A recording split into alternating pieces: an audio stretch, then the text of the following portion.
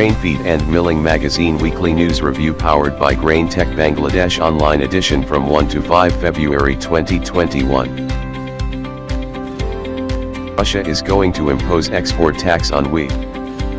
Farm, biofuels, trade leaders label Brazil decision devastating for U.S. ethanol. Addition of new innovations and technologies in agriculture is essential. Wheat prices have risen, amid concerns about Russia's export ban.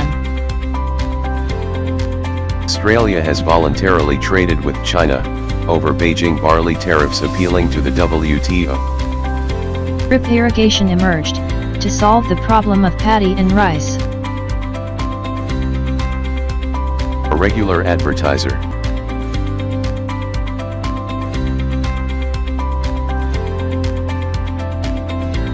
Grain Tech Bangladesh 2021, exclusive media partner Grain Feed and Milling Magazine.